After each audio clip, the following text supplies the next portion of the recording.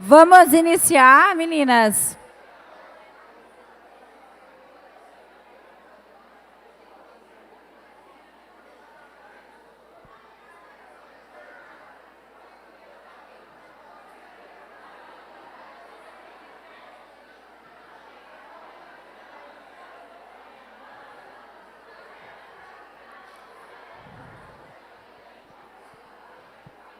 Para iniciar, eu vou estar me descrevendo, tá? Eu sou mediana, estatura mediana, sou branca, sou de cor clara, estou vestida de roupa preta, camisa branca e blazer preto e sapatos pretos.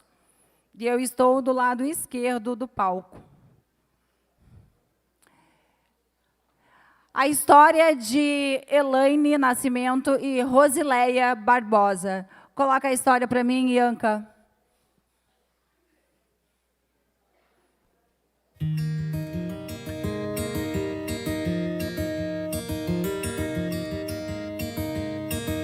Meu nome é Eliane Nascimento, tenho 49 anos, sou manipuladora de alimentos, cozinheira. Meu nome é Rosélia Barbosa, tenho 46 anos, sou zeladora. Cozinhando, a gente procura demonstrar não só que está lidando com alimentos e com temperos, né? Mas é uma dedicação pessoal, é uma forma de amar aos alunos, aos funcionários, aos professores. Não vai só o tempero do sal, não vai só o tempero do alho, vai o tempero do amor. Porque a gente também faz parte da educação da escola, né? Eu tenho muita participação com eles, muitos deles até me chamam de tia, tem uns que me chamam de mãe, porque aconselho. Ai, eu acho uma gracinha. Eu digo, eu sou mãe de 346 alunos, acho tão bom ter 346 filhos. Educação, na minha opinião, não é só aquela que estão nos livros. A educação é aquilo que nos faz nos aproximar das pessoas. E eu me sinto bem, eu me sinto assim realizada em ver um aluno tá com um problema ontem e o hoje ele está bem. Vocês não sabem o quanto isso é importante. Nunca na minha vida eu tinha sido assim tão valorizada, porque isso é um valor que a gente recebe, né? Gostaríamos sim de ser reconhecidos como educadores também, não só como zelador, porque isso é importante, é beneficente. Façam ou façamos a nossa parte. Cada um se dedicando com carinho, com afeto, acreditando que vai mudar, que vai melhorar, porque isto está dentro de cada um de vocês.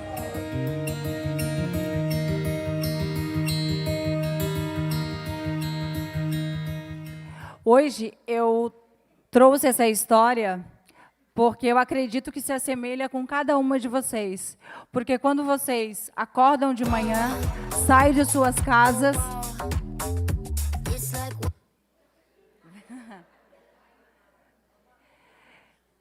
Quando vocês saem de suas casas para ir para as nossas unidades escolares, fazer os alimentos dos nossos estudantes, dos nossos quase 40 mil estudantes, é muito gratificante. Porque, além de vocês colocarem o tempero de cebola, tomate, eu acredito que cada uma de vocês coloca amor, carinho e afeto. Então, hoje, para a gente iniciar a nossa formação, eu gostaria de agradecer a cada uma de vocês, em meu nome, em nome da CEPAT, em nome das nutricionistas, dos supervisores, do Departamento de Alimentação Escolar e da Prefeitura Municipal de Florianópolis. O nosso muito obrigada a cada uma de vocês. E uma salva de palmas, porque vocês merecem.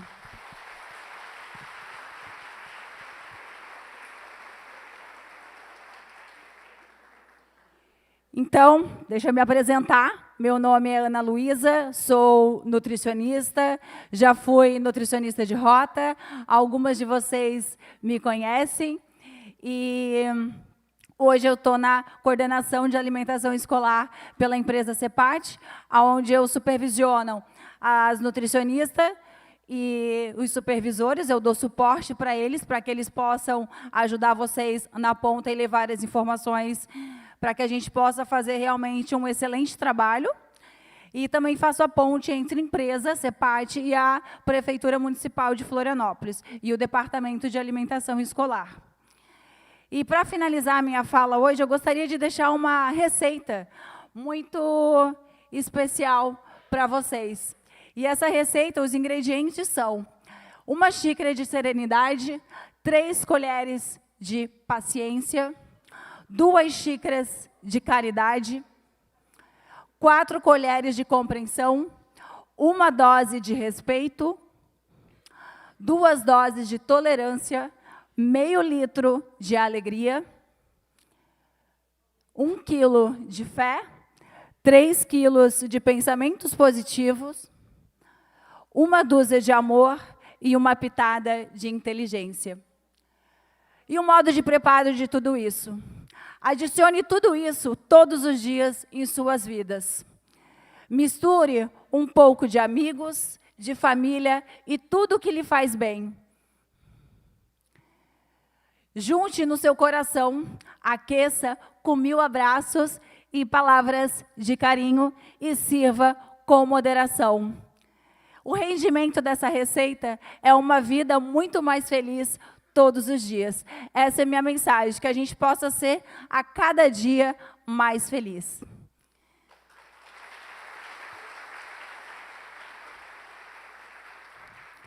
Meu muito obrigado. Iniciando essa formação, eu gostaria que vocês realmente aproveitassem ela e no final a gente pudesse brincar também para interagir, porque essa manhã foi preparada com muito carinho para cada uma de vocês.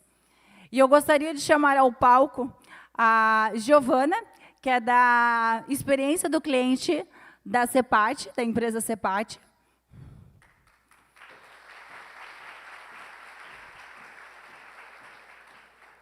Gostaria também de chamar ao palco a chefe do Departamento de Alimentação Escolar, Ana Carla Jacques Vieira.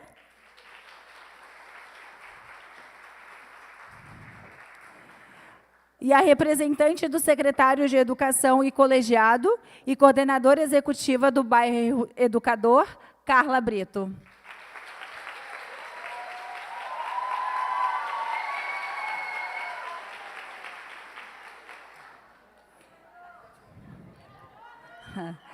Eu vou ceder a palavra agora à Giovana, que é da experiência do cliente, para contar um pouquinho de como andam os nossos números na CEPAT. Bom dia, pessoal. Tudo bem com vocês? Vou iniciar, então, me descrevendo. Eu sou a Giovana, sou uma mulher branca com estatura mediana, tenho os cabelos castanhos e hoje eu estou vestindo roupa toda preta. Então, primeiramente, eu quero agradecer a todos vocês que estão aqui, desejar as boas-vindas. Eu vim lá de Joinville, Santa Catarina, onde fica localizada a nossa sede, para contar um pouquinho para vocês quais são os nossos números, também trazer um pouco sobre a importância da nossa missão, visão e valores. Então, a gente preparou esse vídeo aqui institucional com muito carinho para vocês. De oferecer soluções em serviços de alimentação. A CEPAT é uma empresa do Grupo Urbank. Fundada em 1986, o Grupo Urbank atua com gestão de facilities. Com vasta experiência em terceirização, atende os setores público e privado. Com limpeza profissional, segurança patrimonial, serviços de apoio, terceirização de processos e soluções em alimentação.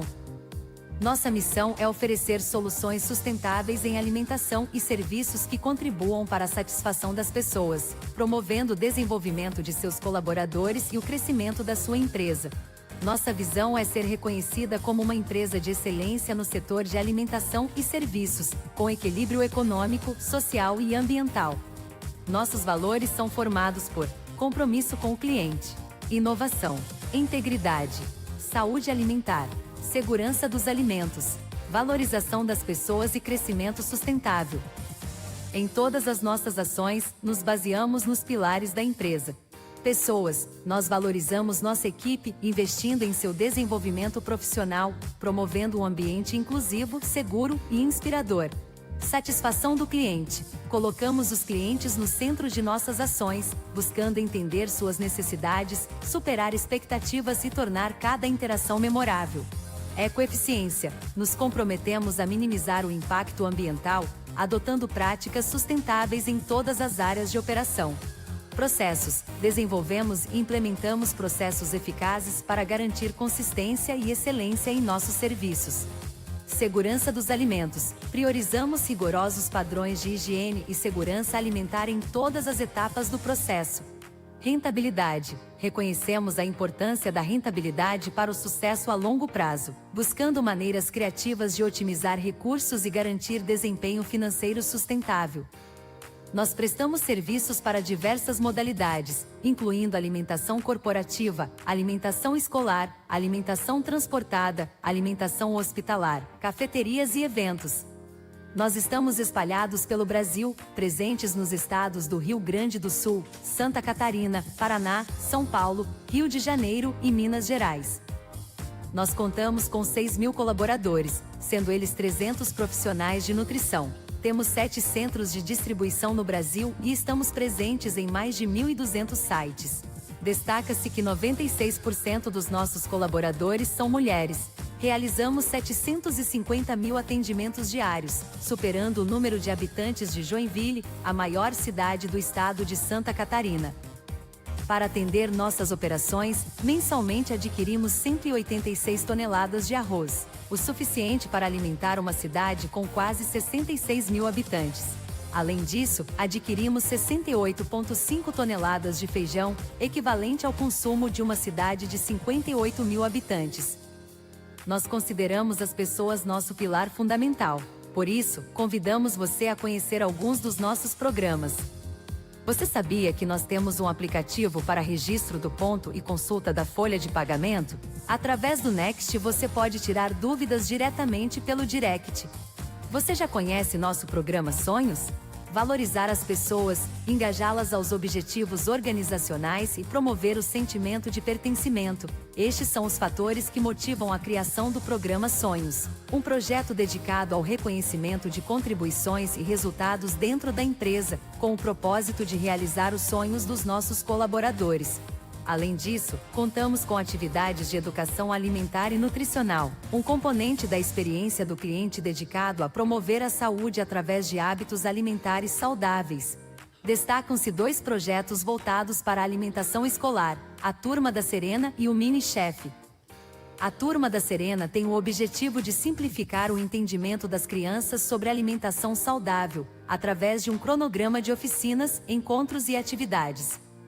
Com o intuito de proporcionar às crianças uma oficina de receitas saudáveis, o Mini Chef incentiva o consumo de alimentos in natura e minimamente processados. Isso é apenas uma parte do que fazemos. Nos siga nas redes sociais para acompanhar mais ações: LinkedIn, Instagram e Facebook. A CEPAT agradece sua dedicação e comprometimento. Obrigada por fazer parte da equipe. Pessoal, vocês tinham ideia de quão grande a CEPAT é? Bom, a gente costuma dizer que a operação é o coração da CEPAT. Então, sem cada um de vocês, a gente não tem todo esse trabalho que a gente acabou de apresentar. Então, cada um de vocês é muito importante e é algo que a gente precisa levar isso todos os dias. O quão importante é o trabalho e quantas vidas a gente impacta diariamente. Então, eu espero que vocês aproveitem esse treinamento, porque foi preparado com muito carinho pelas meninas. Muito obrigada.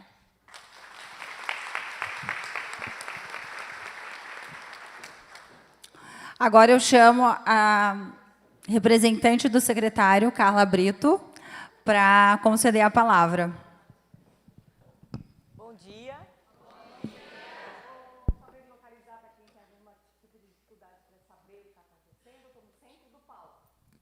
Quem não me conhece, eu sou a Carla Brito.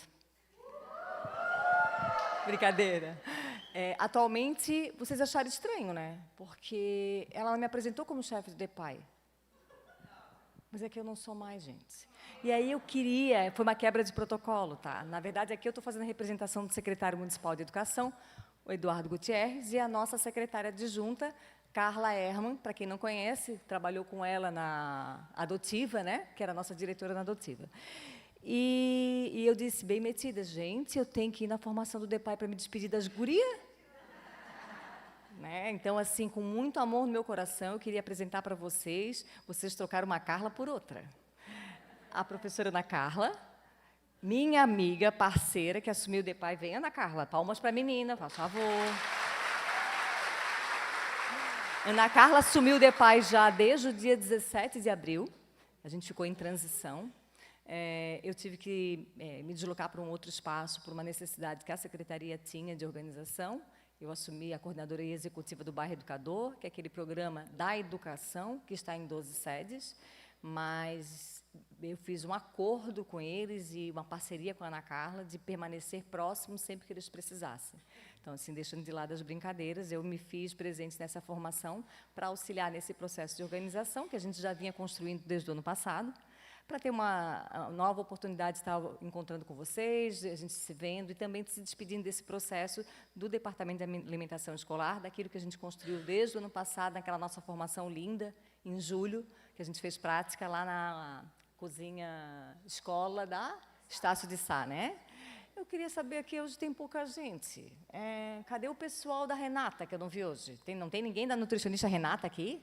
Renata, tu estás com pouca moral com elas, ninguém gritou por ti. Cadê as nutricionistas da Renata? Cadê as cozinheiras da Renata? Quem mais está aí? Eu não me lembro o nome das nutris. Da Miriam. Vitória. Da Miriam. Meu Deus. Da Emily. Da Gabi.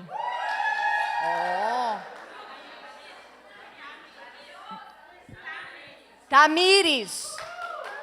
Só vou soprar o nome da Nutri que me falaram. Da Vanessa.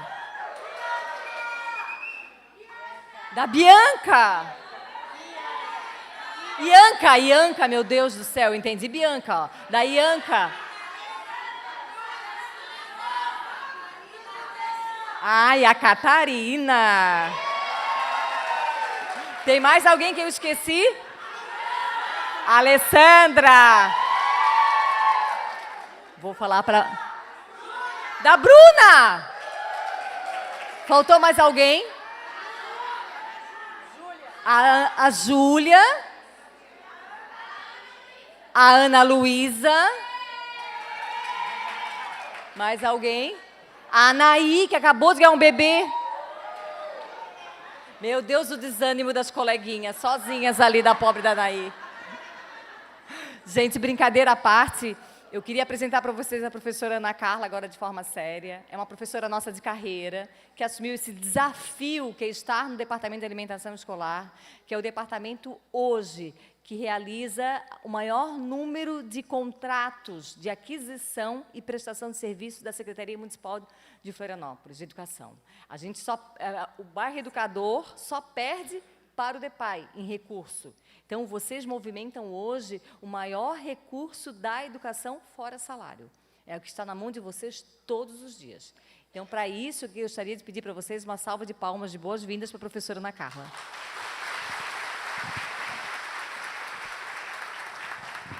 Bom dia a todas e todos, né? Vou falar sem microfone para quem precisar me localizar. Calma, gente. Eu sou uma mulher branca, de estatura mediana, cabelos longos pretos, visto uma calça preta, um sapato preto e uma blusa rosa. Em abril, quando eu fui convidada para ser chefe de departamento de alimentação escolar, eu aceitei sem nem saber o que eu estaria fazendo lá, tá, gente?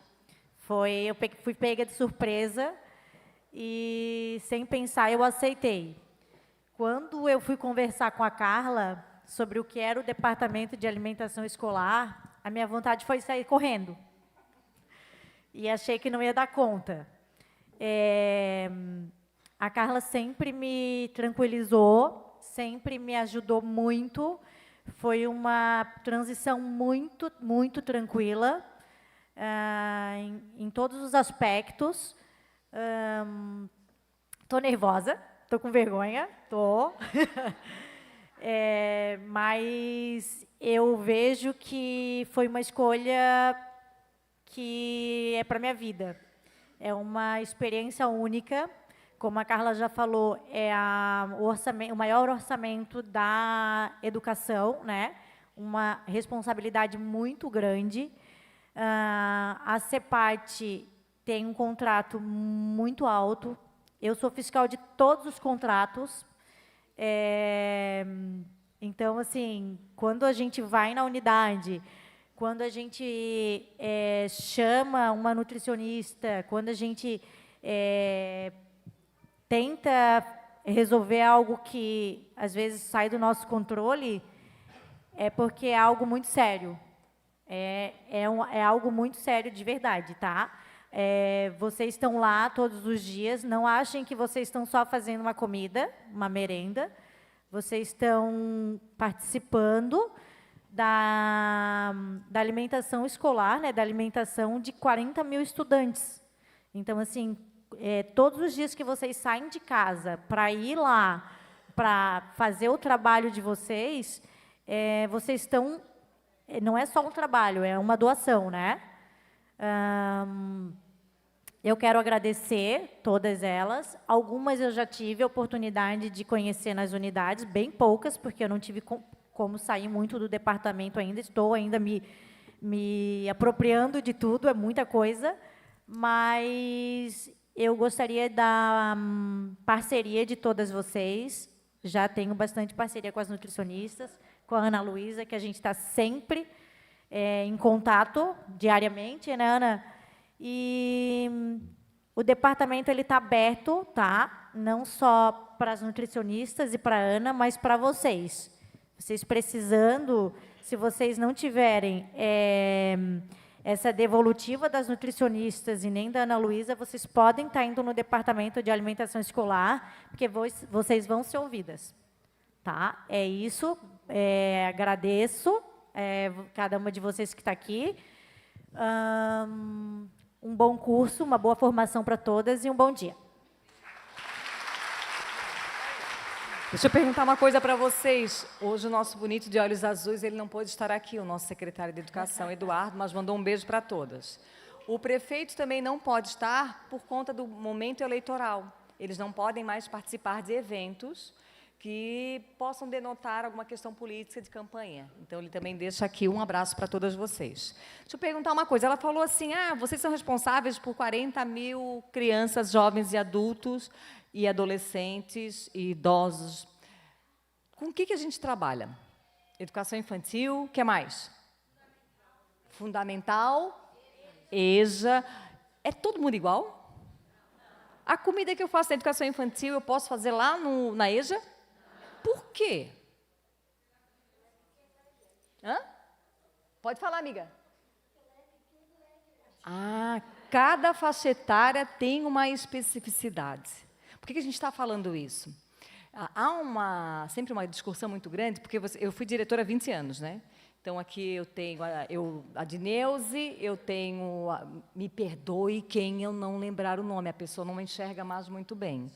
A Dineuze, eu tenho a Gisele, eu tenho a minha amiga, cadê ela? A Xuxa não foi minha, mas é minha quando eu era muito tempo atrás. É Xuxa, mas ninguém conhece ela como esse nome, só como Tânia.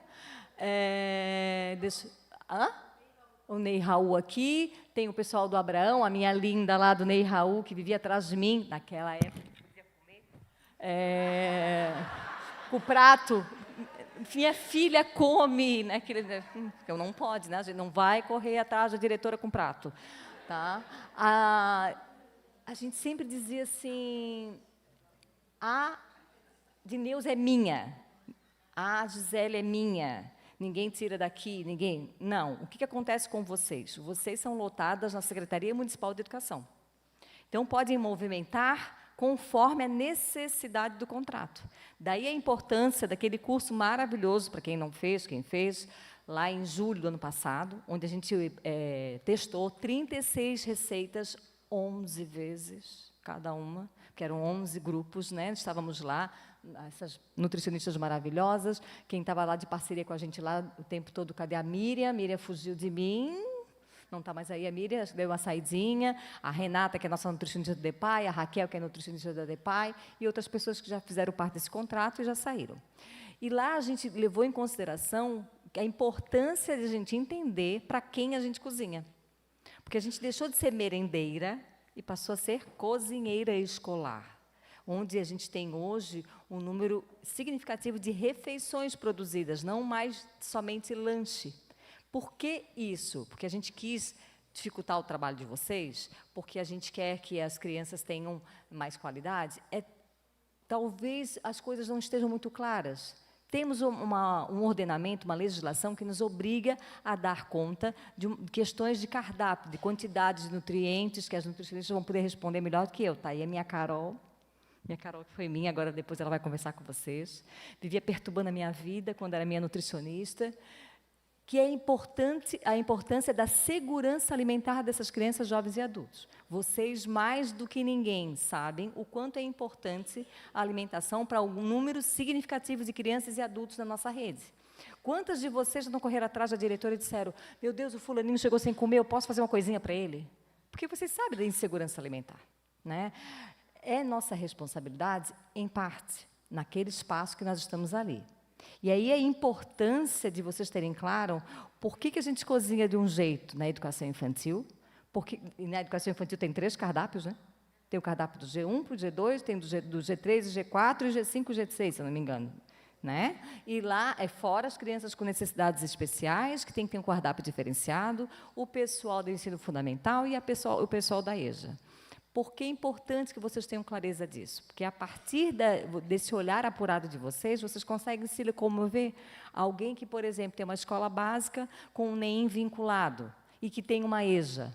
Né? Essa brincadeira ali, ele tem 5 cardápios ali sendo realizados durante um dia, que começa às 7 horas da manhã com vocês chegando e vai até às 9 horas da noite, quando é encerrado o trabalho com a EJA na alimentação. Daí a importância da gente entender essa especificidade. Aí eu vou brincar com a Ana Carla. Ana Carla, eu saí do DEPAI, eu era fiscal de 38 contratos. 37 de aquisição de alimentos e 1 de serviço, que é da CEPAT. Hoje ela está em 40 aí? 42. 42 contratos. Meu Deus do céu, para que tanto? Para que a gente possa qualificar o trabalho de vocês. Quando a gente fala que tem a farinha de arroz. Tem farinha de arroz ainda? Não tem mais. Tem? Está tendo? Tem. Quem tem especificidade tem. Né? A gente já teve grãos diferenciados, os feijões coloridos. Eu brincava com as gurias, meu Deus, o que é isso? Feijão colorido? Não, é o feijão carioca, o feijão vermelho, feijão Ainda preto, tem. feijão branco. Temos. Né? Achava que vinha tudo misturado quando eu cheguei lá. Enfim, são brincadeiras que a gente faz, mas é importante que vocês tenham clareza dessas especificidades, porque não vai fazer sentido o pessoal lá na alimentação escolar, lá na secretaria, junto com o grupo de nutricionistas da CEPAT, sentar e elaborar e discutir cardápios, se lá na ponta tem dificuldades. Quem não lembra do ranço do creme de maçã?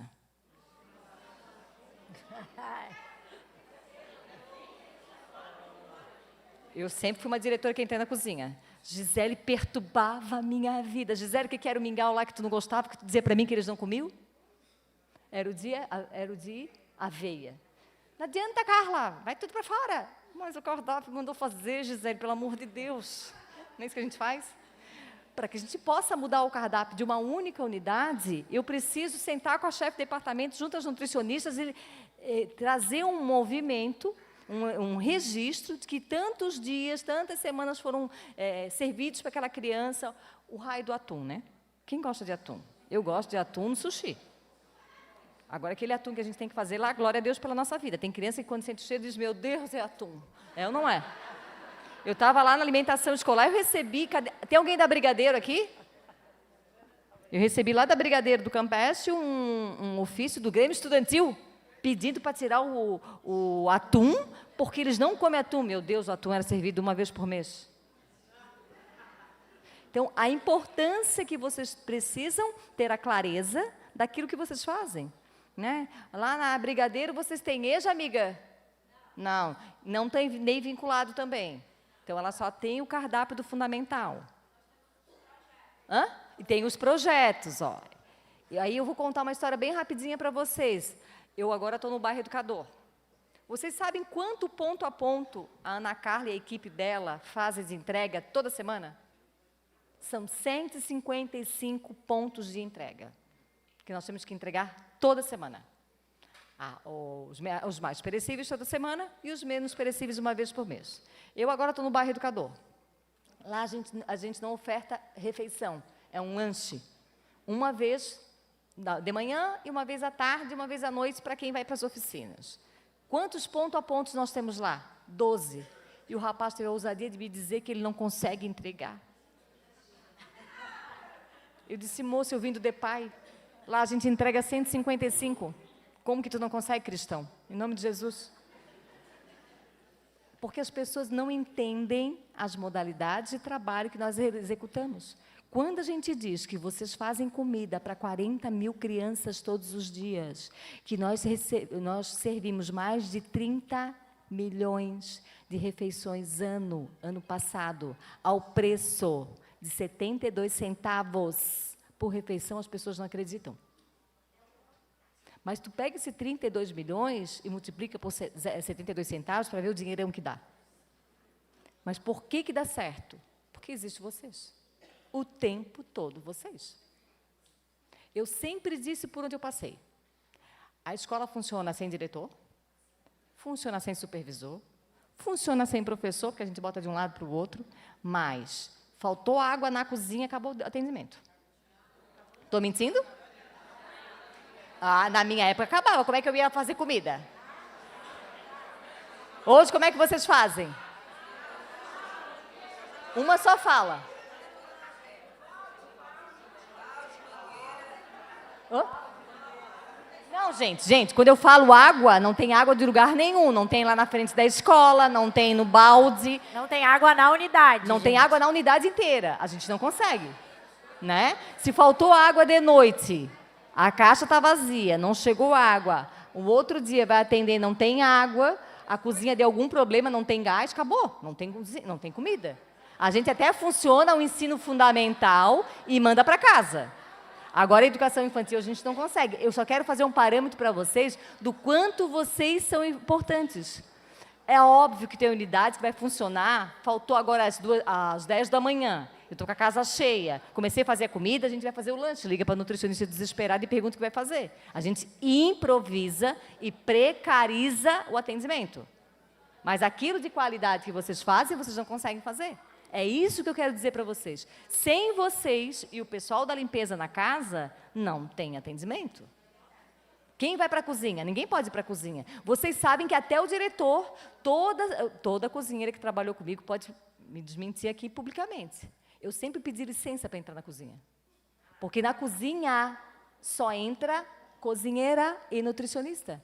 O diretor entra com autorização da cozinheira. O supervisor entra com a autorização da cozinheira. Se ela não faz, amiga, chama a tua nutri e fala, porque quem é que vai garantir a segurança alimentar do que você serve? Na hora que caía um cabelo, Gisele perturbava a minha vida, que eu entrava na cozinha para falar com ela, com a Dineuza, com a Salete. Olha os cabelos, eu sempre tive os cabelos compridos. Quem vai responder por isso? A gente tem que se apropriar daquilo que é nosso. Isso eu já conversei com vocês lá em julho, lembra? Conversei com vocês aqui em fevereiro e estou retomando, pedindo licença para Ana Carla. A cozinha é um espaço onde é imprescindível a garantia da segurança alimentar. Se tiver um cabelo na comida, de quem é a responsabilidade? Da cozinheira. Se houver alguma intoxicação alimentar, onde lá na amostra que vocês fizeram, está diagnosticado que foi uma má manipulação, e aí vão ver vocês, não é nada com vocês, foi alguém que entrou na cozinha. E aí a gente acaba sendo corresponsável, porque nós permitimos esse processo. Se está difícil o relacionamento na unidade, Ana Carla já disse, chama Ana Carla. A diretora não respeita, a diretora, a professora, o periquito, o papagaio não respeita vocês na organização de vocês. Chama a nutricionista. Não funcionou? Chama a nossa chefe de departamento. Oi? Ó, sempre tem no grupo clandestino. Sempre tem, tá? Ana, me ajuda, a gente esqueceu de alguma coisa para falar da modalidade? Tem perguntas sobre modalidades de ensino, educação infantil, ensino fundamental, EJA, projetos? Alguém tem alguma pergunta? Conseguiram entender essa dinâmica? Então, assim, com muito prazer, posso fazer a chamada? Posso? A gente agora vai dar um espaço aqui, porque a gente não é muito assim de ficar aqui, né? Não tem muito up para estar contendo outras coisas para vocês, né? Com muito prazer e com muito amor, eu vou convidar uma nutricionista, a Ana Luísa, ela, tu empresta o microfone para ela? Sim, vai convidar a outra, porque eu não lembro o nome, me perdoe, tá, amiga? Eu queria chamar aqui com muita alegria, porque eu sou daquela pessoa que acredito em árvores frondosas. Aquela árvore que faz sombra para que as outras cresçam no entorno. A gente não deve ser pinheiro. Por que pinheiro não deve ser pinheiro? Porque onde tem pinheiro não cresce nada em volta. Nada, né? Então, vamos ser buganville, que é uma planta trepadeira, que dá cobertura para os demais. Meninos, não levem a sério o que eu falei. Vamos ser frondosos para os outros crescerem no entorno, vamos auxiliar aqueles que estão ao nosso lado. E por isso que eu, com muita alegria e com muita satisfação, eu convido uma nutricionista que já foi nossa do contrato e que hoje é referência em discussão em alimentação em relação à questão do autismo. Professora nutricionista Carol, vem comigo. E junto com a Carol, também ex-nutricionista da CEPAT, Gisele Petri. Aí!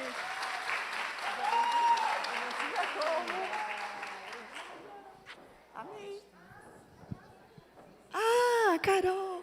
Ai, tem passador de slide, Carol. Oi? Passa, quero. Tem aqui, Pode ser.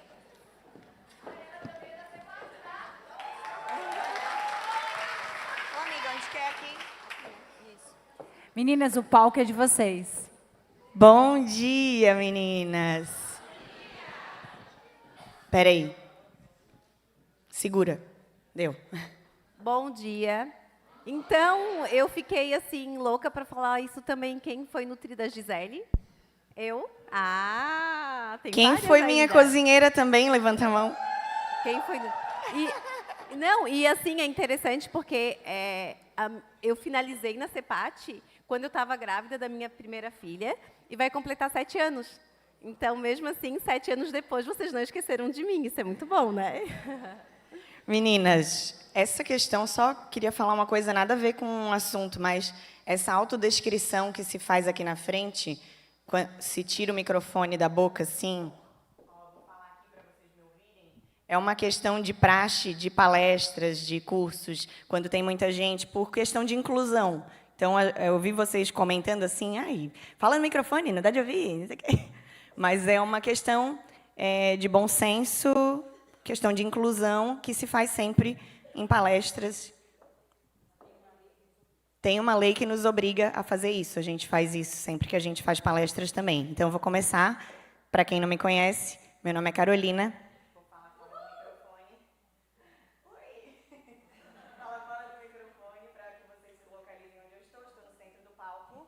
Eu tenho cabelos longos, é mega hair, comprei, mas é meu, tá pago. Estou vestindo roupa preta, salto alto e uma blusa preta com branco. Eu me chamo Gisele. Estou agora no centro do palco.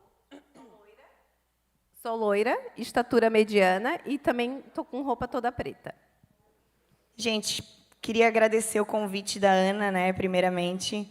É uma honra, é um prazer botar o pé aqui, agora de outro, né, de outro ângulo. Antes, a gente, assim como as meninas, a gente estava aqui dando os cursos e conversando com vocês em todas as formações.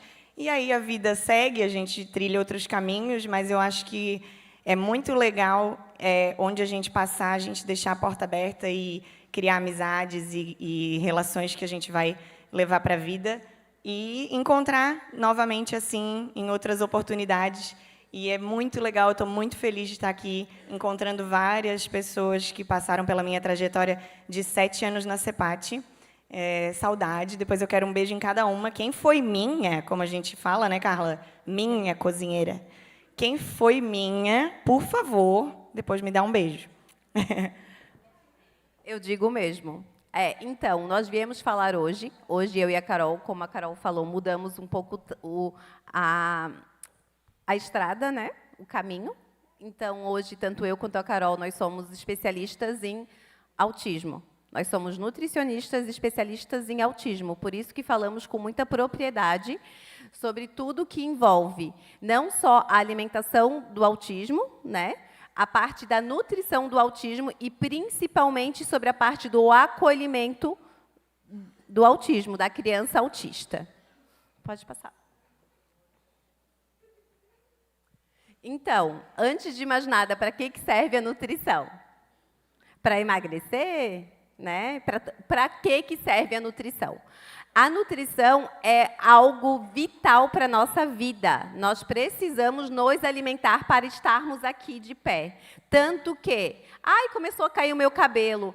É porque eu não estou comendo muito bem ou eu estou muito estressada. Então, existe muita relação em todos os aspectos, tá? A nutrição, a alimentação, ela é vital, ela precisa acontecer para estarmos aqui.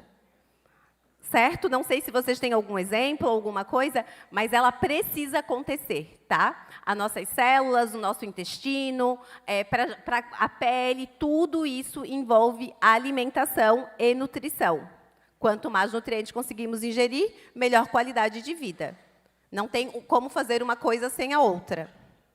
E é impressionante assim como a nutrição, não só para o indivíduo autista, né, mas para todo ser humano, ela muda a vida, né, da pessoa, ela transforma a qualidade de vida daquele indivíduo. Então, é uma coisa realmente... É lindo o que a nutrição pode fazer pela gente, né, e para o indivíduo autista que a gente vai falar hoje.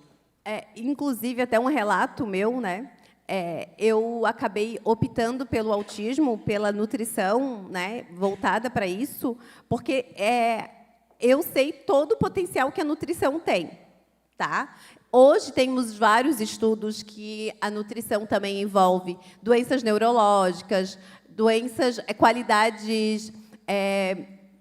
depressivas, alguma depressão, alguma coisa pode ser bem utilizada, pode ser bem ajudada também com a nutrição. Então, isso é o maior foco de estudo nosso hoje, nossa clínica hoje, a gente atende na clínica, é esse foco.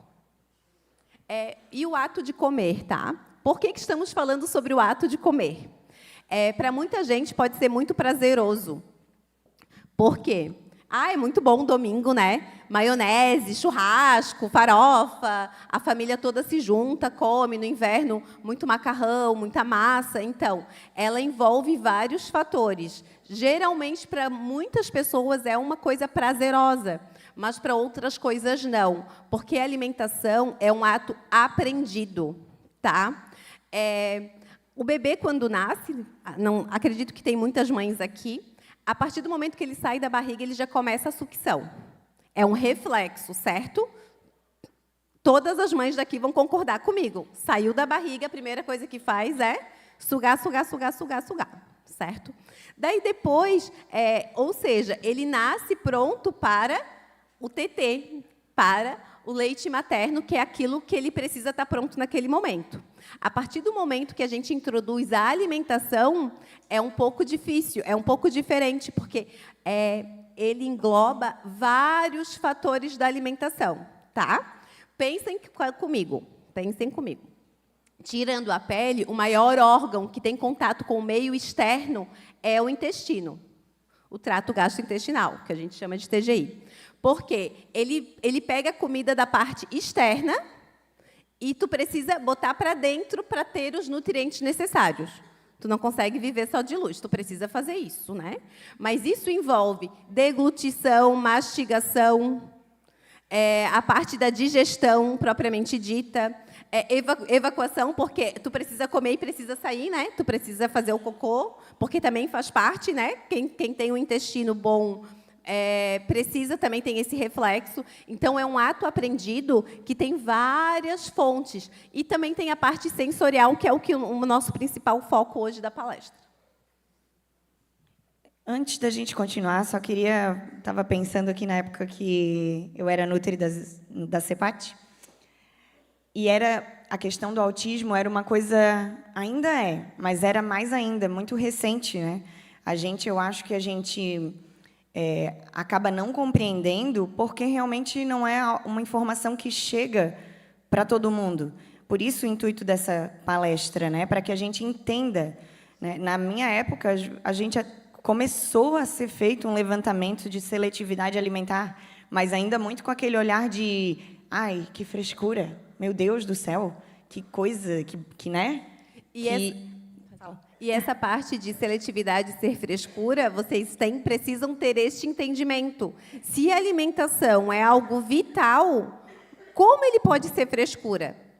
Então, realmente, tem alguns componentes ali que a gente precisa entender, acolher e abordar na nossa missão de atender bem a criança, até mesmo de atender, muitas vezes, a família. Por isso, o intuito dessa palestra vai ser trazer informação para vocês, para que vocês possam compreender e, talvez, conseguir ver de outra forma, por outro ponto de vista, essa questão da seletividade alimentar, principalmente no autismo, né? Não são só os autistas que podem ser seletivos, mas principalmente.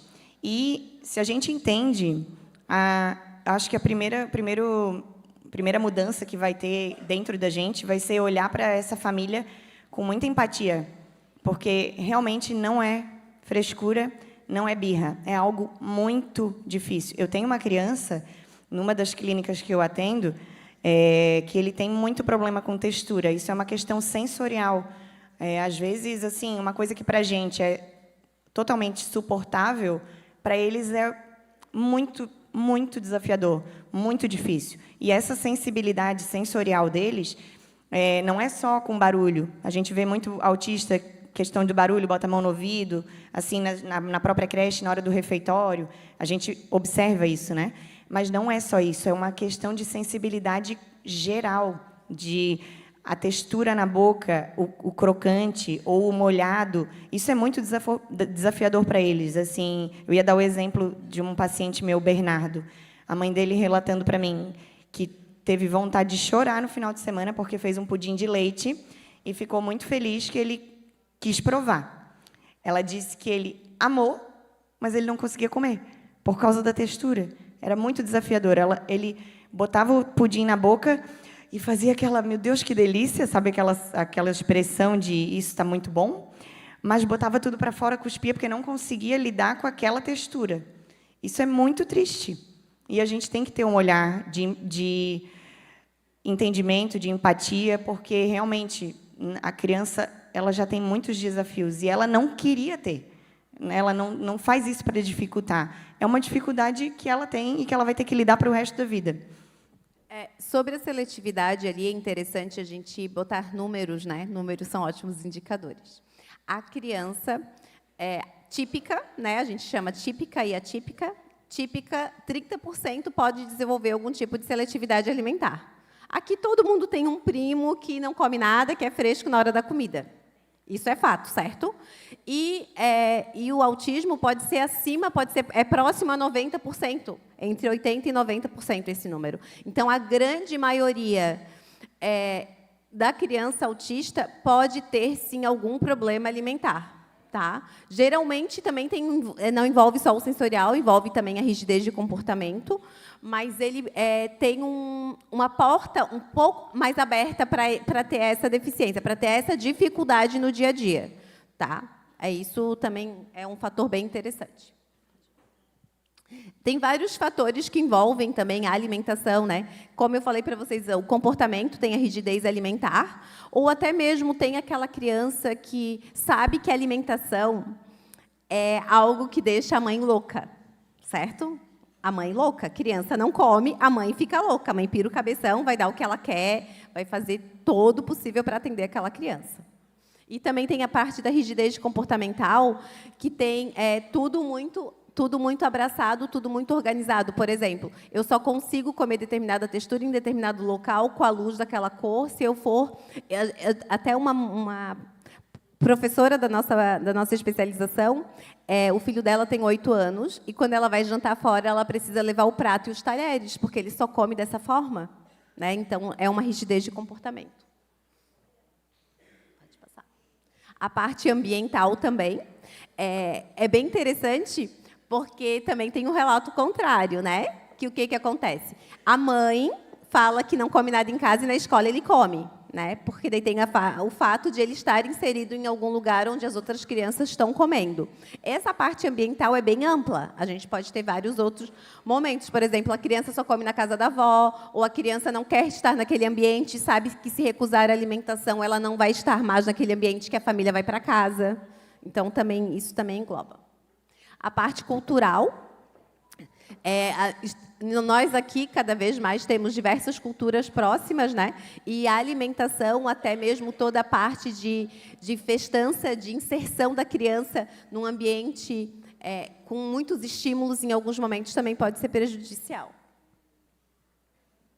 Psicológicos, né? A gente tem o TARI também, que é um transtorno que engloba não só autismo, qualquer pessoa pode ter, que tem medo daquele alimento, que tem medo do novo, que muitas vezes não é necessariamente medo daquele alimento, mas sim medo do novo, sabe? Não, como a Carol falou, às vezes ele tem vontade de estar ali, porém ele tem uma dificuldade realmente na parte de provar, né? Uma coisa que é bem comum no autismo também é a necessidade que a grande maioria deles tem da previsibilidade, saber o que vai acontecer. Então, assim, sempre que a gente começa uma sessão de terapia, se é uma criança que tem essa necessidade de previsibilidade, a gente sinaliza tudo o que vai acontecer, para que a criança não fique com esse receio,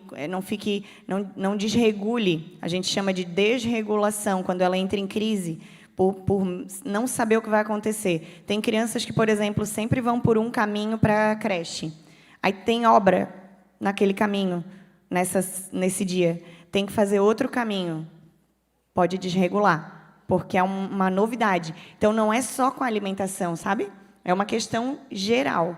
Então, e aí, quando entra um alimento novo na boca, é uma coisa assim assustadora para a criança, porque não sabe como vai ser, não sabe a sensação que vai ter, o gosto que vai ter, a textura. Então, são questões assim que parecem besteira, mas a gente tem que começar a ter outro olhar, porque é um problema, né? É uma disfunção, foge do normal, do típico. É uma coisa que foge do que a gente, do nosso dia a dia.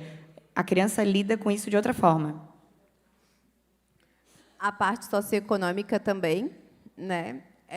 Também a parte do que pode ser oferecido para a criança, a rigidez de comportamento diante desse fator também é bem importante. A gente deu uma palestra esses dias lá no plenarinho, e a gente até citou a rede, né, falando sobre esse fator. Isso muda muita coisa, né, porque é diferente de a gente tratar uma criança autista que a família tem um nível socioeconômico muito alto, né, que tem condição de oferecer muita variedade, e tratar uma criança autista de uma família carente, né? Então, é muita coisa que entra no debate, assim, né? Eu não posso achar que as duas famílias, a rica e a pobre, vão conseguir ter o mesmo resultado, porque tem famílias que simplesmente não vai ter o que oferecer para essa criança.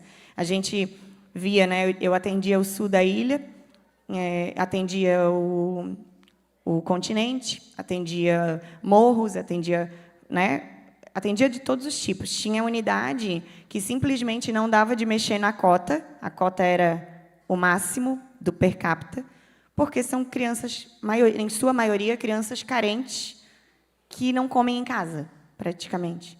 Que não tem uma variedade assim em casa. Então, e unidades onde a maioria das famílias tem condições melhores, a gente já consegue ter outro manejo. Inclusive, até acrescentando, eu sempre atendi nesses meus 5 anos de CEPAT, sempre foi sul da ilha. Sempre atendi praticamente as mesmas unidades educativas. E o número de crianças que eu tinha com educação... Ai, como é que é? De alergia alimentar? Eu não lembro. né? Não, como é que era o... NAI. NAI. Né? Necessidade alimentar específica, deu um branco agora. Era maior do que o norte da ilha. Eu tinha o maior número de crianças NAI na rede naquele momento. Por quê? Porque no sul da ilha eles tinham um poder aquisitivo um pouco maior. Então, a busca, o diagnóstico acabava acontecendo com mais facilidade. É só um exemplo para vocês, né, virem. Não sei se continua esse parâmetro, não sei se continua esse padrão, não sei qual é a Nutri que atende o sul da ilha agora, mas que existia esse padrão lá. Eu também atendi o sul da ilha. E eu e a Gi, nós éramos as Nutris que mais tinham diagnósticos, né? E autistas também. Começou a aparecer bastante, assim, autista, né? Porque as famílias têm mais condição de buscar entender o que está acontecendo quando vê que tem alguma desordem, né? A parte genética também. O autismo ele tem uma probabilidade de ter uma herança genética, porém são os fatores ambientais que desencadeiam, tá? Então, pode ter... a pessoa pode, por exemplo, ter um genes lá que pode... na verdade, a gente não sabe de onde vem o autismo, não tem a causa, mas tem estudos que revelam que tem esse fator. E também as carências nutricionais, tá? A parte nutricional. Por exemplo, puxando sardinha para o nosso lado. Sabe aquele mineral zinco, que geralmente os velhinhos acabam usando zinco? Ele ajuda na palatabilidade, no sabor da comida. Ou seja, se você não sentir sabor, por que você vai querer comer?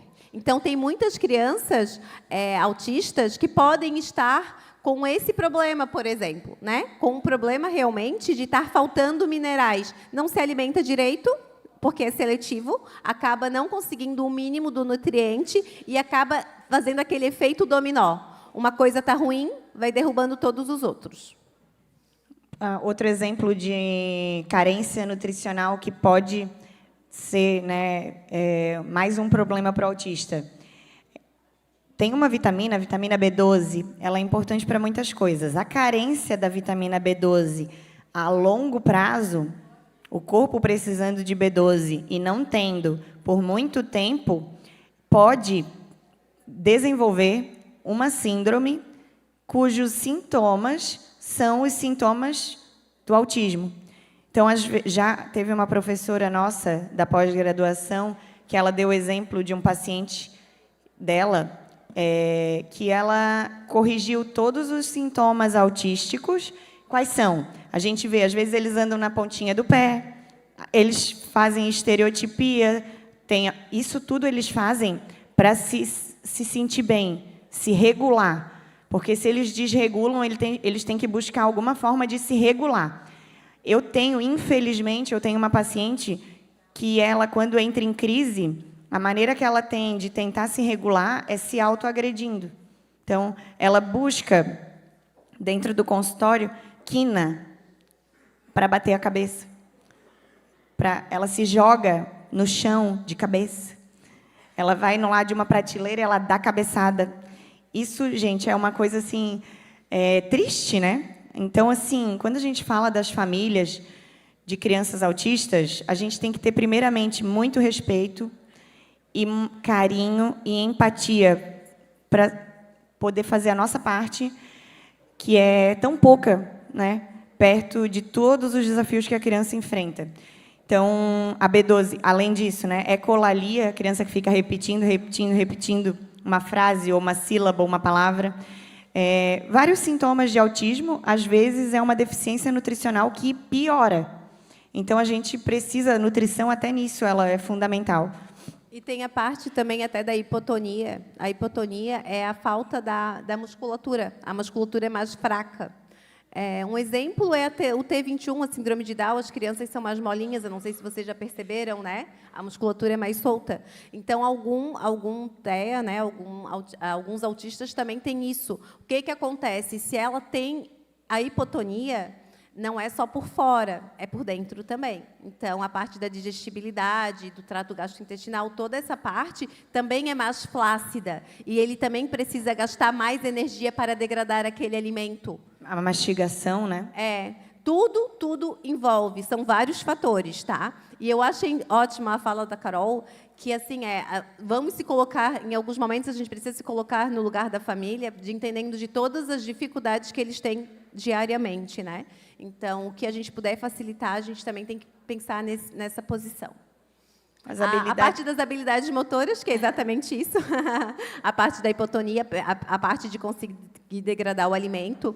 Muitos têm até uma dificuldade de se alimentar propriamente dito, né?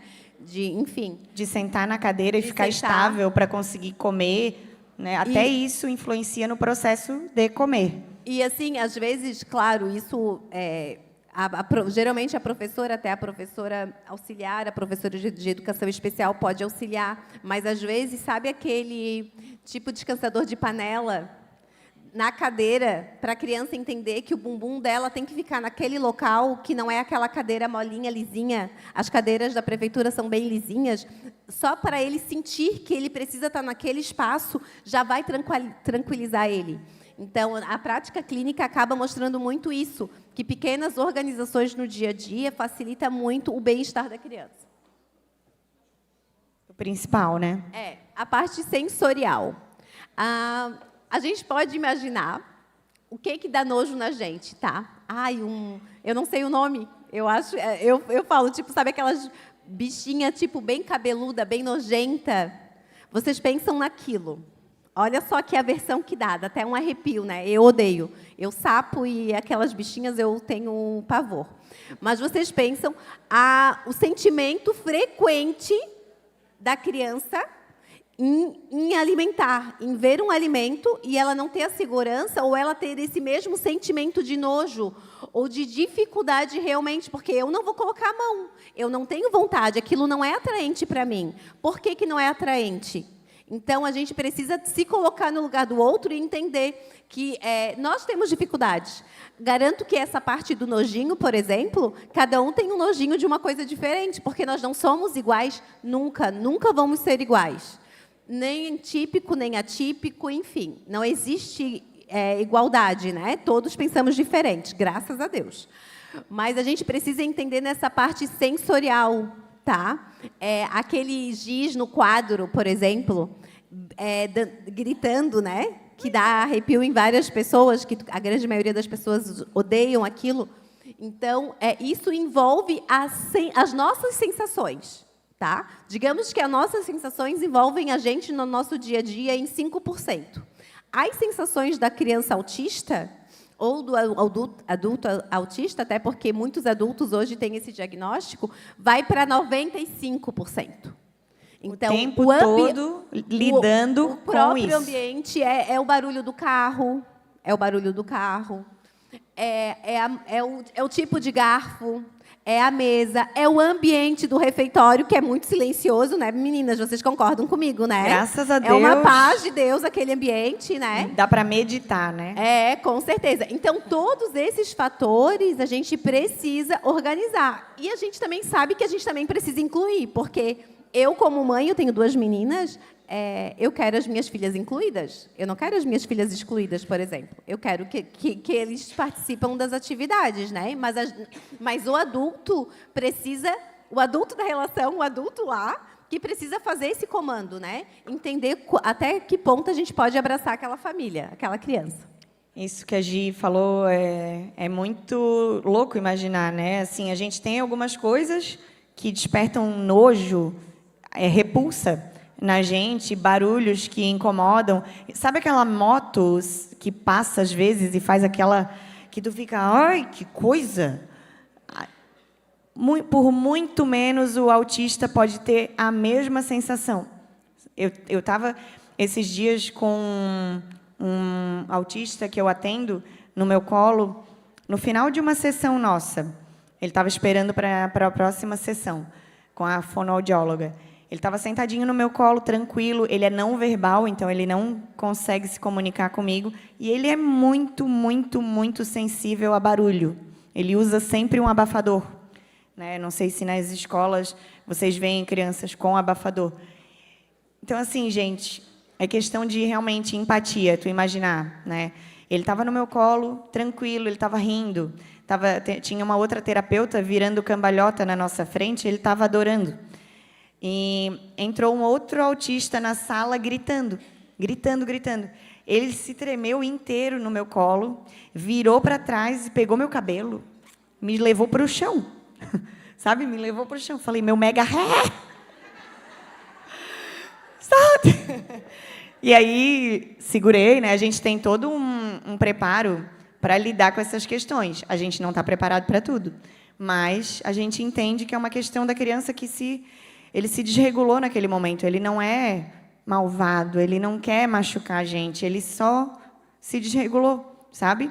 Então, assim, as coisas podem ser levadas a 10ª potência. Uma coisa desse tamanho pode ser muito perturbador para eles, e isso vale para tudo. Às vezes, a criança não consegue brincar de massinha, não consegue brincar com a amoeba, assim como ela talvez não consegue comer uma comida com molho. E a gente, às vezes, tem esse olhar de, aquela criança é chata, não come, né? Tem que catar o bago. E, às vezes, a cor também. Às vezes, o molho da carne de panela ficou um pouco mais avermelhado naquele momento e ele não aceitou por isso, né? Então, também tem essas dificuldades. A gente já falou, né, que, na verdade, inicialmente, comer é instintivo, mas se torna depois um ato aprendido. A gente precisa trabalhar isso para que vire algo fácil. E a parte de aprendido, a introdução alimentar, lá com 6 meses, é bem difícil para muitas famílias, né? Por quê? Porque a criança, ela trabalha, tem essas dificuldades. E até hoje tem estudos que, por exemplo, sabe aquele BLW, que é botar vários pedacinhos e deixar a criança comendo conforme quer? Isso traz um aconchego para a criança, porque a criança consegue, ela, buscar aquilo que ela quer naquele momento. Claro que tem o incentivo da família, que o ideal é comer todos os grupos de alimentos, mas a criança encosta, a criança já vai perdendo um pouco da sensação, ela vai entendendo um pouco da parte sensorial da alimentação. Apesar de muitas crianças, a grande maioria das crianças no consultório chega, ela comia tudo, daí, de repente, deu 3 anos, não comeu mais nada. Né? Então, isso também pode acontecer. Mas, se a introdução alimentar for bem feita, bem cuidada, também pode facilitar no processo. A Gi antecipou esse dado aqui, a gente já falou disso, mas a gente reforça. Crianças com desenvolvimento intelectual típico, né? A gente tem o péssimo costume de chamar de normal. Não se chama de normal e anormal. Típico e atípico. Então, crianças típicas, que não têm um transtorno, elas podem, de 25% a 35%, ter também algum tipo de seletividade, porque eu atendo numa clínica que eu atendo, que atende 99% autismo, eu tenho uma paciente que não é autista, mas ela tem disfunção sensorial. Ela tem uma dificuldade no processamento das sensações. E ela não é autista, mas ela tem essa questão. E aí a gente trata ela, né, com a mesma proposta que eu trato um autista. Então, realmente, crianças típicas podem ter seletividade. E também, não é frescura. Crianças com atrasos no desenvolvimento, mas que não vão ter o diagnóstico, de 40% a 80%, né, podem apresentar seletividade. E, como a Gi falou, crianças dentro do espectro autista, aproximadamente 90% dessas crianças vão ter alguma dificuldade para a alimentação. E não só com a alimentação, também com as sensações externas, cheiro, né, audição, toque, né, tudo isso. A seletividade, ela não é uma coisa só, a gente não vai se aprofundar nisso, mas existem tipos. Tem a dificuldade alimentar, que é mais grave ainda, como se fosse uma seletividade extrema, né? Uma seletividade severa.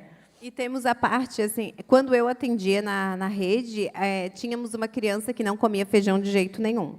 Então, a creche fez o feijão, a mãe trouxe o pote e botamos o feijão da creche no pote da família e ele raspou o prato, certo? Eu vivi isso na rede, porque a gente fazia de tudo, né, meninas? Vocês concordam que a gente faz de tudo, né? O que acontece? A segurança. Aquele pote, ele sabia o que estava por vir dentro.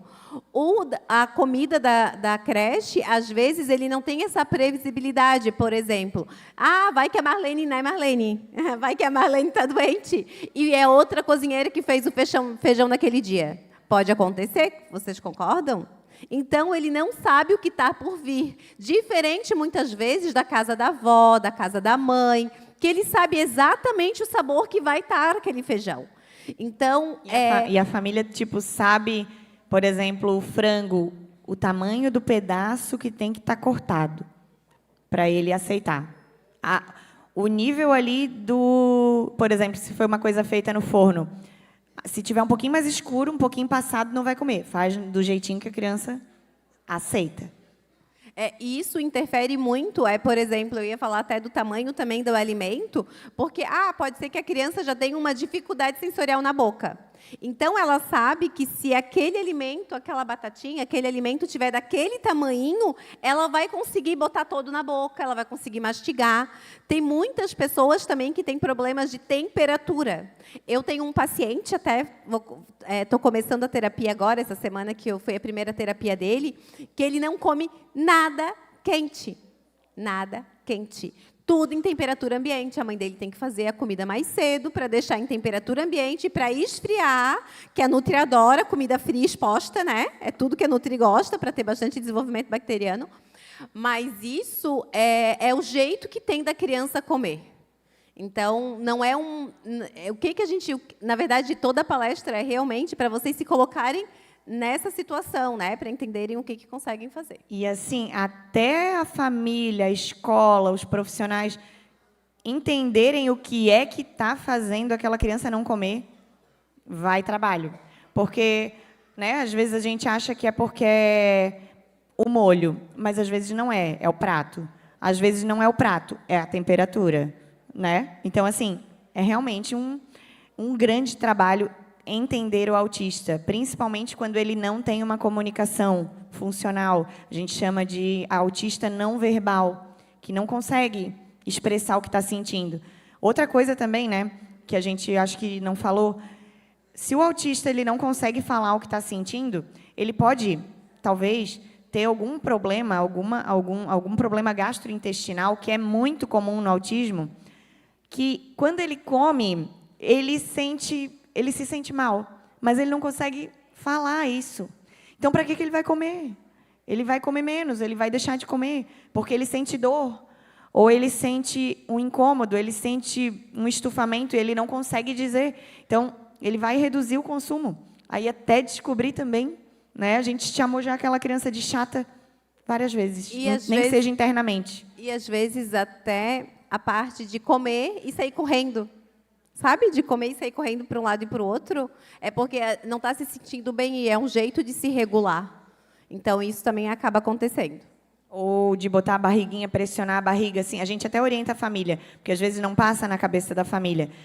Que sempre que o filho come, ele procura uma mesinha para encostar a barriguinha, bater assim.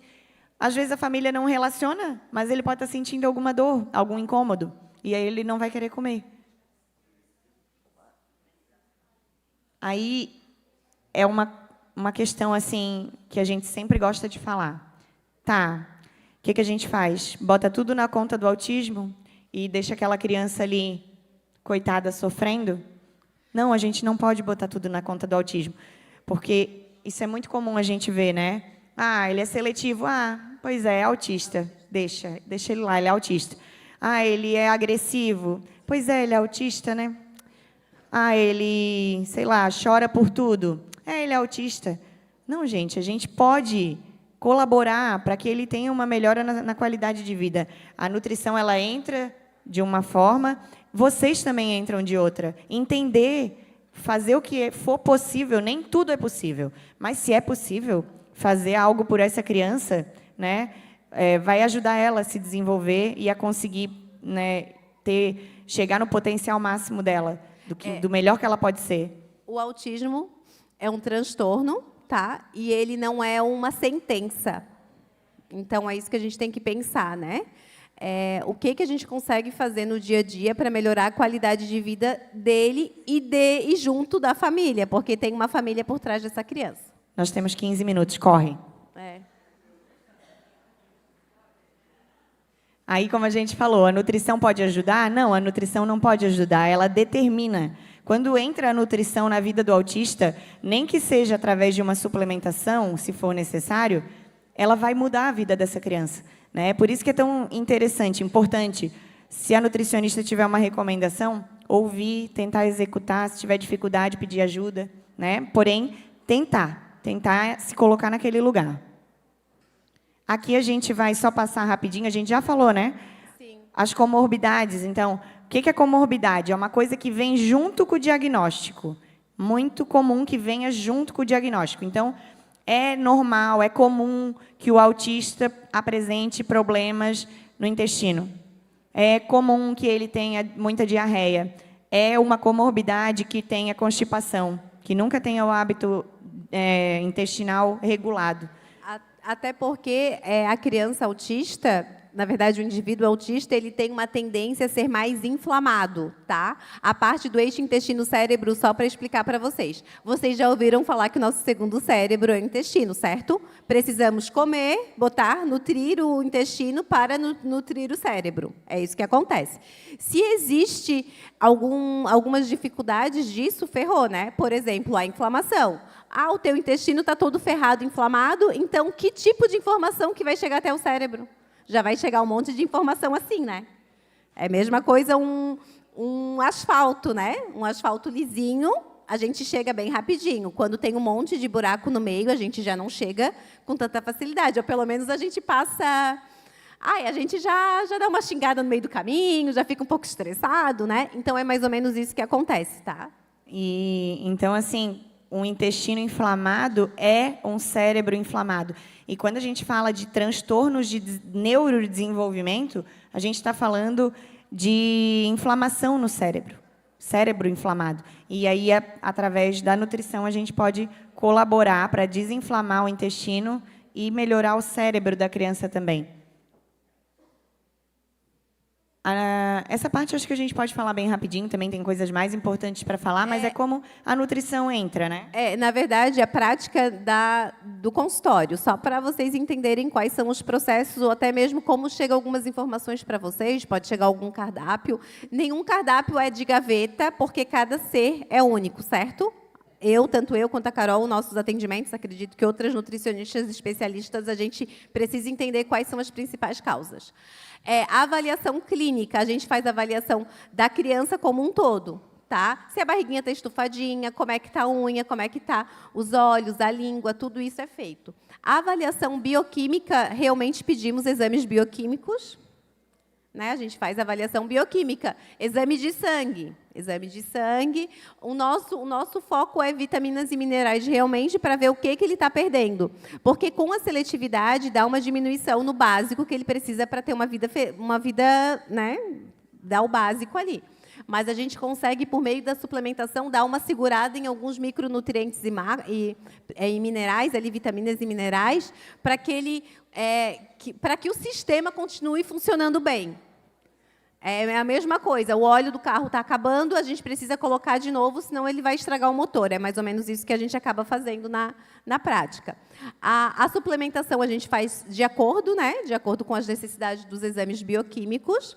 O cardápio, para fazer um cardápio da criança seletiva, às vezes não conseguimos, porém orientamos as famílias como fazer, né? Porque se a gente der um cardápio e uma coisa que a família não consegue fazer a criança comer, a gente só vai deixar a família mais frustrada ainda. Então, a gente orienta dentro do que a criança aceita. Aliás, Catarina, eu tenho uma paciente que é tua. Eu vou precisar de você. Não, e também a gente precisa entender todos os processos. O que acontece, tá? O que acontece com a qualidade da alimentação dos poucos alimentos que a criança come? Ciclo vicioso que nós vimos, tá? A criança não come nada. Então, a mãe vai oferecer o que a criança come. Se a criança come só bolacha recheada, ela vai dar a bolacha recheada porque ela precisa que a criança sobreviva. Vocês concordam? Ela não vai estar nutrida, mas ela vai estar sobrevivendo. Todo mundo aqui concorda, né? O que tem nesses alimentos? Tem aquele monossódico. Glutamato monossódico. E tem vários outros fatores que causam vícios, né? Porque eles são viciantes, eles acabam trazendo uma dependência. E eles também são alimentos muito ruins para o dia a dia. Eles podem causar muitas dificuldades no dia a dia. E mais inflamação. Mais inflamação. Daí que ferrou. Daí o ciclo nunca vai sair. Por isso que nós temos a orientação, realmente. A gente dá as orientações para as famílias de diante daqueles alimentos que ele consome, o que a gente consegue ampliar e como a gente consegue ampliar. Aí tem a terapia alimentar, que hoje em dia é o que mais dá resultado para a criança seletiva, né? Não só a criança autista. Então, a gente até trouxe um exemplo, deixa eu ver se já está aqui. Né? A terapia alimentar. O que a gente faz, a Nutri, né? A gente expõe a criança no limite dela aos estímulos que ela tem dificuldade, para que ela vá perdendo esse medo, a rigidez. E aí, conforme ela vai perdendo, ela vai, talvez, aceitando novos alimentos. Parece tipo difícil de imaginar como funciona, mas a gente trouxe um exemplo aqui para frente. Ao próximo. Primeiro eu quero falar aqui, ó. Parece uma coisa boba, é só botar na boca que a criança, se gostar, vai comer. Não. O comer é o último degrau dessa escala, né? Para comer, primeiro a criança precisa tolerar a presença do alimento no ambiente. A gente tem paciente, né, Gi? A gente tem um paciente juntas. A mãe na consulta falou, se tiver uma banana na mesa e ele entrar pela porta, ele entra em crise, mesmo que ele não vá comer, porque ele não come banana. Só da banana está ali. O que a terapeuta faz? Um desenho de banana, vamos pintar. Parece idiota, não é? Vamos pintar um desenhozinho de banana. Vamos trazer massinha amarela para fazer uma bananinha no formato da banana de massinha. Depois, eu comer uma banana perto da criança. Deixar uma banana na mesa onde eu estou atendendo a criança. E aí, lá foi sessão, né? Não é tudo em um dia só. Sessão. Uma sessão só para fazer um desenho, por exemplo. Depois, eu deixo a banana ali mais perto. Aí, um belo dia, o nosso paciente estava lá descascando a banana para a gente. Não comeu ainda. Não comeu ainda. Quebrou uma boa parte da rigidez. E isso é tolerar. Ele já foi para o passo de interagir. Depois a gente vai para fazer ele tentar cheirar. Depois tocar, depois provar e um dia, quem sabe, comer. E esse menino especificamente, o pai dele trabalha numa feira e chega em casa todos os dias com cheiro de banana. A mãe dele fala, ele tem que ir direto para o banho. O pai dele chega do trabalho com cheiro de banana, tem que correr para o banho, senão ele desregula. A gente trouxe... é lá, né? Eu faço aqui, ó. Gente, vai. Oxi. Deu. A gente trouxe um exemplo de um paciente nosso que era, de longe, o nosso paciente mais seletivo. Tem autorização da família, tá? Para que a gente fale dele. O Alexander. O Alexander, ele só comia nuggets... Não, coxinha frita, batata frita no óleo de... Não é batata de air fryer. Aquela batata de pacote feita no óleo. E tinha que ser sempre da mesma marca. Sempre da mesma marca. Iogurte. Acho que é isso, né? Só. Há 3 anos, comendo isso todo dia, que a família não conseguia fazer comer outra coisa. Entrou para terapia. Inclusive, até a mãe fazia e ia correndo atrás dele para fazer ele comer, porque ele não conseguia sentar e comer, sabe? Então, era uma Até essa dificuldade. questão comportamental. A parte comportamental também gritava ali. E aí a gente começou a trabalhar com um alimento seguro para ele. O que é alimento seguro? Um alimento que ele já está habituado. E daí a gente vai para o desafiador. Então a gente começou a trabalhar a batata com ele. Primeiro, a gente levou batata cozida e levamos o... A mãe trouxe o pacote de casa. O pacote a gente fez na air fryer com as duas misturadas. No primeiro momento já foi esse. E no primeiro momento ele já comeu a que a gente levou de casa. Que era pelo menos a batata de verdade. Ó, que é o senhor batata. Ali ele é uma batata de verdade. Então, assim, ele está interagindo com o alimento de verdade, né? E aí, brincando com a slime, estímulos sensoriais também. Pode passar. Aqui, a gente está fazendo um nugget com ele. Aqui, ele está dando batata frita para o Dino. O Dino é um grande amigo das nutricionistas que são terapeutas, porque a criança dá para o Dino o que não quer comer. E aí, já tocou no alimento, então já é bom. A gente fala, não precisa comer. Se não quiser, dá para o Dino. E daí, ali a criança já interagiu, tocou, chegou perto, parece besteira, mas a gente vai evoluindo. O Dino adora, né? O Dino ama. Ó, ali tem a foto da batatinha que a gente fez com ele. Tem batata de verdade, cortada de qualquer jeito, né? E tem a batata que ele está acostumado, porém feita na air fryer. Para nossa surpresa, de cara, ele comeu. Mas antes, a gente fez toda uma preparação. Brincamos com a batatinha, fizemos o senhor batata, a gente comeu na frente dele. Então, é um ambiente controlado que a gente consegue estimular muito a criança. E aí ele comeu. Hoje, ele é um paciente que ele prova tudo que a gente faz. Tudo que a gente faz em terapia, praticamente, ele come. E agora a mãe está tentando levar esse comportamento para casa. Mas é sucesso. Inclusive, em casa, ele já come o nugget, já come algumas coisas, o pão de queijo, ele também já come caseiro, que é bem melhor desse... era pão de queijo que ele também comia.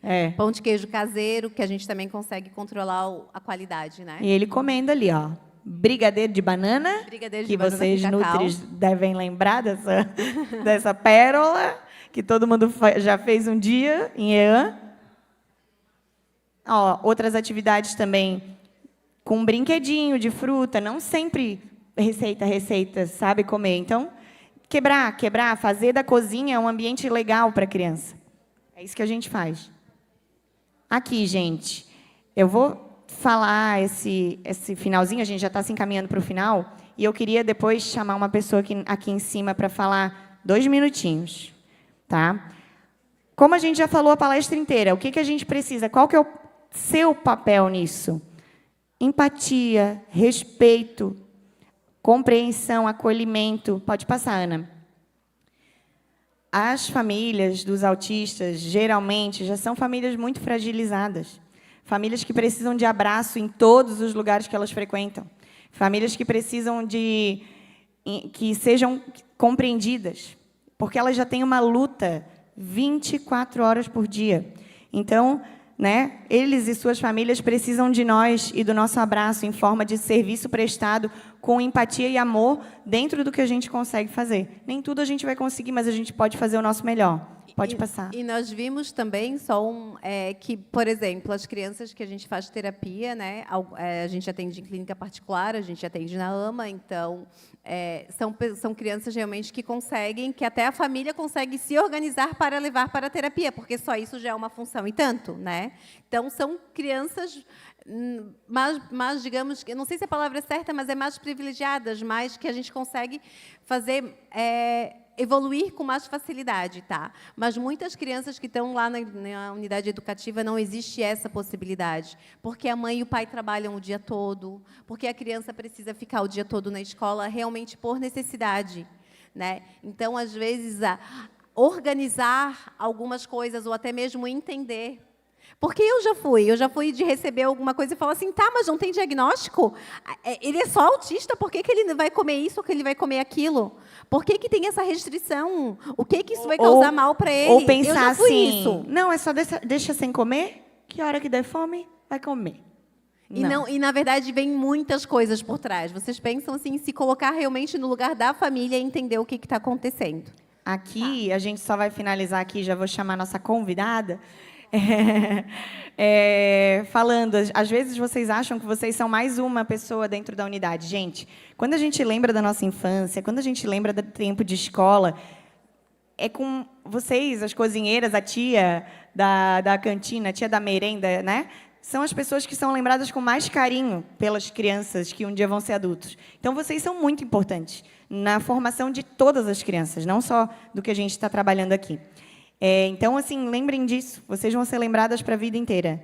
E a gente tem o prazer de convidar aqui, para dar uma palavrinha, uma mãe atípica, mãe de autista. Nosso paciente lindo está aqui também, Lorenzo.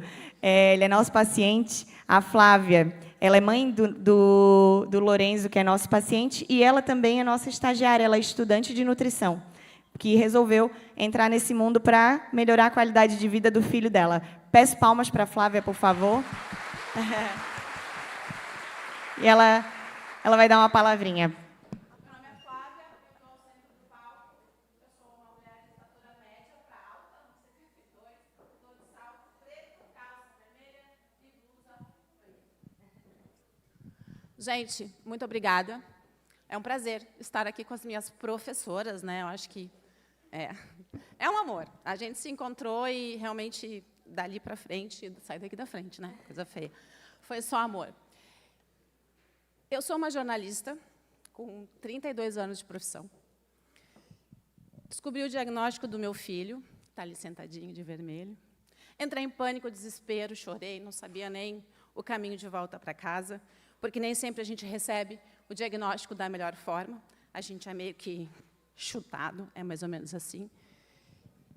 Larguei minha profissão e fui estudar para poder ajudar o meu filho. Eu estou com a voz um pouquinho embargada, porque eu estou emocionada. Linda essa missão, porque meu filho fez terapia na AMA por muito tempo, e hoje ele continua fazendo terapia, mas com as melhores. E hoje eu estou fazendo parte dessa rede de poder ajudar essas famílias que tanto eu não fui ajudada. Hoje estou linda aqui, maravilhosa, mas o meu dia a dia é de pijama, correndo atrás de um prato com aquele moço para dar comida para ele, para que ele coma da melhor forma. Tudo isso que elas trouxeram aqui é verdade, esse bilhete. É por aí mesmo. Eu trouxe aqui um dado para vocês, porque jornalista vive de dados, né? É mais ou menos assim, ó. Teve um estudo nos Estados Unidos, na Califórnia, para vocês terem uma ideia, de famílias, vou colocar normais aqui, elas já ensinaram que não é assim, mas vamos deixar assim para todo mundo entender, que eu acho que fica mais organizado. Em famílias normais, mães que têm depressão, elas são de 3% a 16%. Famílias normais, funcionais. Famílias típicas, né, no caso. Famílias atípicas, para que vocês tenham uma ideia, 50% dessas mães têm depressão. Por quê? O problema não é o meu filho ser autista. O problema é o sistema que não ajuda que o meu filho seja atendido e entendido como autista. O problema é que a gente fala tanto de crianças autistas. O meu filho tem 13 anos, ele cresceu. E eu espero que ele viva 90. Mas, para que ele viva 90 anos, a gente precisa alimentá-lo. Mas a gente não precisa alimentá-lo só de comida. A gente precisa observá-lo, porque ele é diferente. Eu sou diferente. Essa moça aqui é diferente. Você é diferente. Todos nós aqui temos a nossa peculiaridade. Nós não somos iguais. E que bom. Porque talvez a minha dificuldade seja a tua habilidade. E vice-versa. Então, eu venho aqui pedir, como mãe, solo, que é uma realidade da maioria dessas mulheres que estão aqui, eu tenho certeza, atípica, que vocês nos abracem, nos acolham, nos entendam. Vocês não precisam ser experts em autismo. Mas a gente precisa ser humano. Porque o mundo mudou e está difícil viver nele. Cada vez mais. Para todos. Está difícil ganhar um salário decente, está difícil comer, está difícil se vestir, está difícil levar o filho para a escola. E a escola, às vezes, é a única forma que a mãe tem de respirar. Somos todos parte desse estado maravilhoso de amor. Não de Santa Catarina, mas também de Santa Catarina. Muito obrigada, gente. Grande beijo.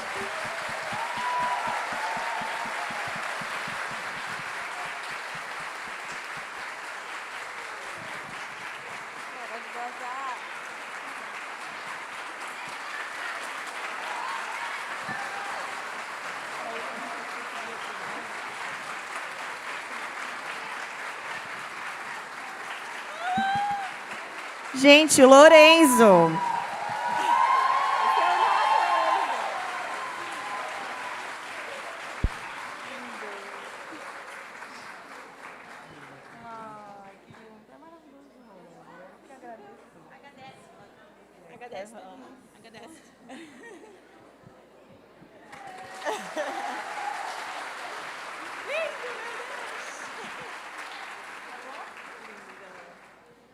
Por isso que quem valoriza a nutrição é fã da vida. Porque não existe uma coisa sem a outra. É esse o principal recado de hoje. Precisamos nos nutrir para viver, porque a gente precisa viver, não sobreviver. São coisas extremamente diferentes. Eu acredito que várias pessoas aqui entendem isso, né? Gente, é isso. Obrigada. Obrigada por tudo. Foi maravilhoso.